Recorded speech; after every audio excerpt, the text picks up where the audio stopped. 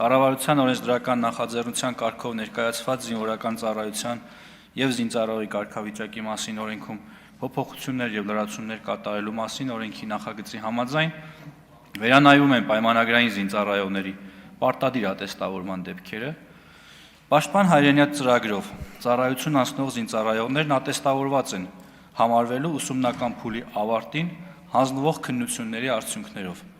պայմանով, որ զինծառայողը նշանակվել է ստացած զինվորական մասնագիտությանը համապատասխանող զինվորական պաշտոնի։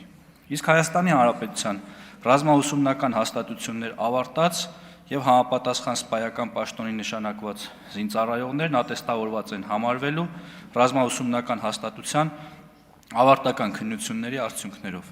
Երկու դեպքում էլ հավելավճարը հաշվարկվելու է պաշտոնի նշանակվելու օրվանից։ Ներկայումս Պաշտպան հայրենյաց ծրագրով շուրջ 4000-ից ավելի պարտադիր ժամկետային զինծառայողներ են անցել պայմանագրային զինվորական ծառայության եւ այս հոսքը ավելացման միտում ունի,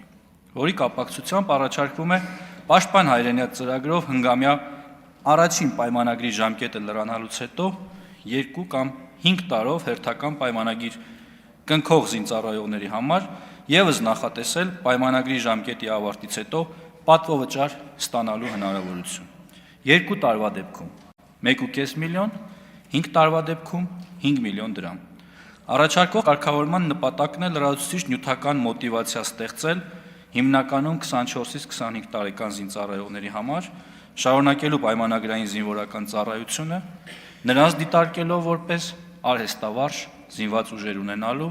կառավարության տեսլականի հիմնական կրողներ, որոնց փաստացի աշխատանքային գործունեությունը կապվում է զինված ուժերում պայմանագրային զինվորական ծառայություն անցնելու հետ։ Ընդ որում, առաջարկող կարգավորման առաջընթաց տեսլականը նաև այն է, որ արդեն իսկ երկրորդ պայմանագրից հետո առավելագույնը 30-ամյա տարիքում ունենալով մինչև 10 տարվա զինվորական ծառայության ստաժ, նշված զինծառայողների մեծամասնությունը կրկին կշարունակի զինվորական ծառայությունը։ Հարգելի պատգամավորներ, օրենքի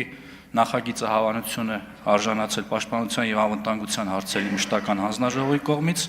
խնդրում եմ ընդունել օրենքը առաջին ընթերցմամբ։ Շնորհակալություն։ Բաժանորդագրվեք Արմատ մեդիայի ալիքներին YouTube-ում, Facebook-ում, Instagram-ում եւ Telegram-ում։